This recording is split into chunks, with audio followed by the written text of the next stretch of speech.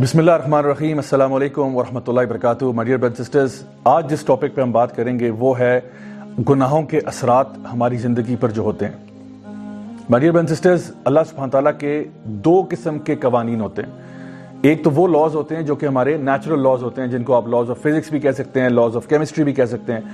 وہ لاز جو ہمیں آنکھوں سے نظر آ جاتے ہیں اور جن کا رسپانس یا ریاکشن ہمیں فوراً سے مل جاتا ہے۔ مثلاً کوئی شخص جو ہے اگر ایک پہاڑ سے آگے چل جائے تو وہ گر جائے گا وہاں سے نیچے۔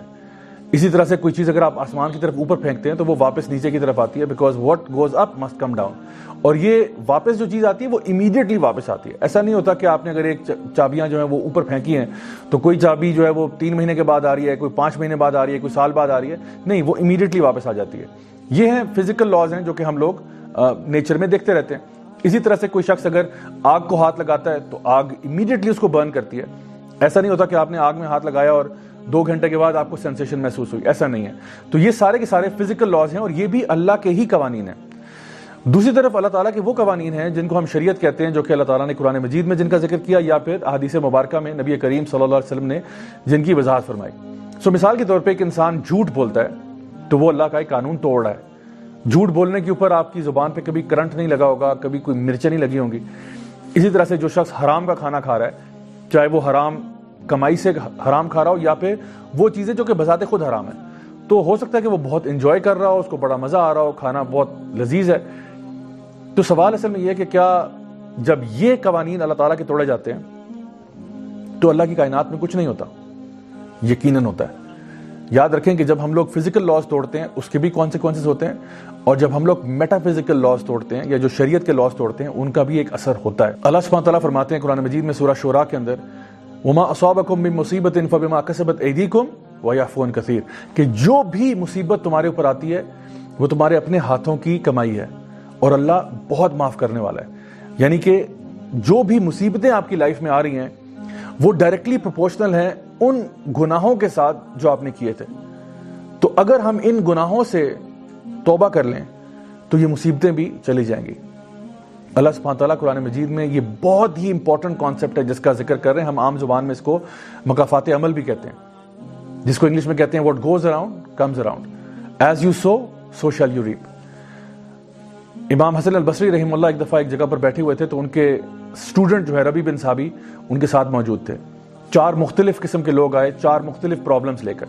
ایک شخص آیا، اس نے کہا کہ ہمارے علاقے میں بارشیں نہیں ہوتی، ہم کیا کریں؟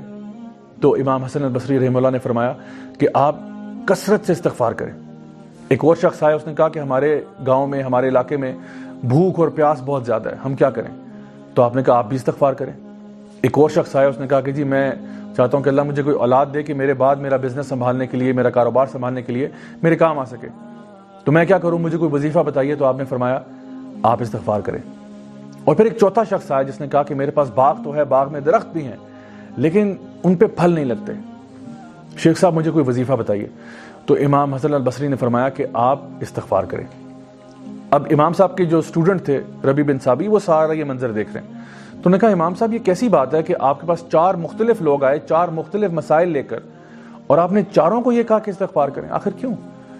تو امام صاحب نے فرمایا کہ میں نے اپنی طرف سے تو کچھ نہیں کہا، میں نے تو وہ کہا جو کہ اللہ تعالیٰ کی کتاب میں پایا۔ سورہ نوح کے اندر نوح علیہ السلام فرماتے ہیں کہ فَقُلْتُ اسْتَغْفِرُوا رَبَّكُمْ إِنَّهُ كَانَ غَفَّارًا يُرْسِلِ السَّمَاءَ عَلَيْكُمْ مِدْرَارًا وَيُمْدِدْكُمْ بِأَمْوَالٍ وَبَنِينَ وَيَجْعَلْ لَكُمْ جَنَّاتٍ وَيَجْعَلْ لَكُمْ أَنْهَارًا، کہ اے لوگوں اگر تم بھی استغفار کر لو۔ یہ وہ لوگ تھے جو شرک اور کفر کیا کرتے تھے، ان کو کہا جا رہا ہے کہ اگر تم بھی استغفار کر لو، انہو کان غفارا، اللہ بہت معاف کرنے والا ہے۔ نہ صرف کہ اللہ تمہیں معاف کرے گا بلکہ یرسل السماء علیکم مدرارا، اللہ تم پر رحمت کی بارش نازل کرے گا۔ ویمددکم باموال وبنین، اور تمہارے مال میں اضافہ ہوگا، تمہاری اولاد میں اضافہ ہوگا۔ وجعل لکم جنات وجعل لکم انہارا، اور تمہیں اللہ تعالیٰ باغات عطا فرمائے گا اور ان کے بیچ میں سے نہروں کو جاری کر دے گا۔ یعنی اس کو اگر ایک ورڈ میں سمرائز کیا جائے تو اللہ تعالیٰ تمہاری لائف میں پراسپیرٹی لے آئے گا، تمہاری لائف میں خوشحالی لے آئے گا۔ کہنے کا مطلب یہ ہوا کہ اگر آپ صرف استغفار کو اپنا معمول بنا لیں تو آپ کے جو گناہوں کی وجہ سے پرابلمز آپ کی لائف میں آتے ہیں وہ سارے کے سارے پرابلمز دور ہو جائیں گے۔ لیکن my dear brothers and sisters, یاد رکھیے استغفار صرف تسبیح پھیرنے کا نام نہیں ہے۔ کہ آپ نے استغفر اللہ کی تسبیح پڑھنا شروع کر دی اور دل میں کوئی احساس نہیں، کوئی ندامت نہیں، ایسا نہیں ہے۔ استغفار کا مطلب یہ ہے کہ انسان سب سے پہلے دل میں ندامت محسوس کرے، اس کے بعد گناہ کو چھوڑ دے، اور پھر تیسری بات یہ کہ وہ فیصلہ کرے کہ میں آئندہ گناہ کو نہیں کروں گا۔ یہ اصل میں استغفار ہے۔ اور اگر دوبارہ غلطی ہو جائے پھر سے یہ پروسیس ریپیٹ کرے، چاہے 1000 مرتبہ بھی غلطی دوبارہ ہو جائے، پھر سے سنسیریٹی کے ساتھ اللہ تعالیٰ کی طرف واپس رجوع کرے۔ یاد رکھیے کہ جو کچھ بھی ہم برائیاں یہاں کرتے ہیں نا، یہ مت سمجھے کہ ان کا کوئی کانسیکوینس نہیں ہوتا، ان کا بالکل 100% کانسیکوینس ہوتا ہے۔ ابن ماجہ کی ایک حدیث ہے جہاں پہ نبی کریم صلی اللہ علیہ وسلم نے فرمایا کہ جب بھی علاقوں میں فورنیکیشن، اڈلٹری، بے حیائی، فحاشی پھیل جائے گی تو ایسا کبھی نہیں ہوا سوائے اس کے کہ اللہ تعالیٰ نے اس قوم کے اوپر ایسی بیماریاں بھیجی ہوتی ہیں جو نہ ان کے باپ دادا نے کبھی پہلے سنی تھی۔ سبحان اللہ۔ آپ دیکھیے کہ جب انسان ایک جگہ پہ فحاشی کرتا ہے تو کیا ہوتا ہے کہ اسی قوم کے اوپر اللہ تعالیٰ ایسی بیماریاں بھیج دیتے ہیں جو ان کے بڑوں نے کبھی پہلے نہیں سنی تھی۔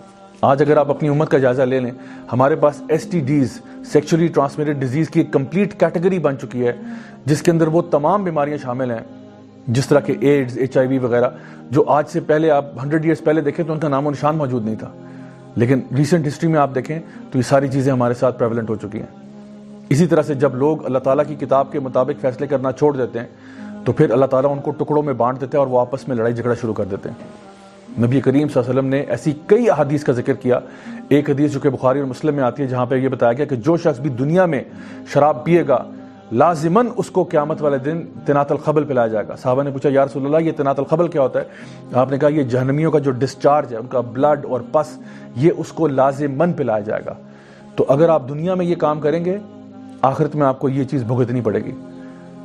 تو اس کا علاج کیا ہے؟ علاج یہ ہے کہ دنیا میں جیتے جی توبہ کر لو، استغفار کر لو، تاکہ اللہ تعالیٰ تمہارے گناہوں کو معاف کرے اور جو بھی مصیبت آنے والی ہے تمہارے اوپر سے ٹال دے۔ یونس علیہ السلام کی قوم انتہائی نافرمان قوم تھی، انہوں نے یونس علیہ السلام کو اتنا ڈسٹرب کیا کہ وہ وہاں سے چلے گئے، اور پھر کیا ہوا کہ اللہ تعالیٰ کا عذاب ان کی طرف آ رہا تھا۔ پوری قوم نے کلیکٹیولی توبہ کرنا شروع کی تو جو عذاب ان کی طرف آلریڈی آ رہا تھا اللہ تعالیٰ نے اس کو واپس کر لیا۔ اللہ اکبر۔ یہ ہے my dear brothers and sisters power of توبہ ان استغفار۔ ایک اور حدیث ہے صحیح بخاری اور مسلم کی جہاں پہ نبی کریم صلی اللہ علیہ وسلم نے یہ بات ارشاد فرمائی کہ جو شخص بھی سونے اور چاندی کے برتنوں میں کھانا کھائے گا اس کے پیٹ میں جہنم کے ٹکڑے ڈالے جائیں گے۔ اب دیکھیے کہ جو انسان دنیا میں یہاں کھا رہا ہے وہ تو عیاشی کر رہا ہے، اس کو تو شاید معلوم بھی نہ ہو وہ کیا کر رہا ہے، لیکن قیامت کے دن اس کے ساتھ جو ہوگا وہ نبی کریم صلی اللہ علیہ وسلم نے واضح طور پر بتا دیا۔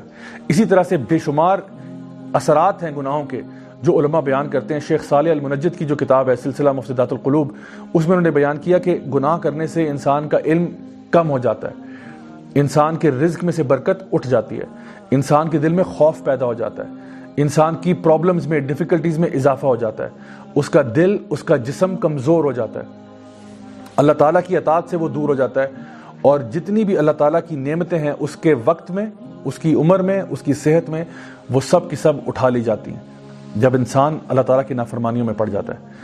تو my dear brothers and sisters, آج ہی فیصلہ کریں کہ انشاءاللہ ہم توبہ کریں گے، سچی توبہ کریں گے، استغفار کریں گے، تاکہ اللہ تعالیٰ ہمارے گناہوں کو معاف کرے اور ہمارے اوپر آنے والی تمام مصیبتیں، پریشانیاں، ڈیفیکلٹیز دور فرمائے۔ Until next time, this is me, Raja Zawlak signing off.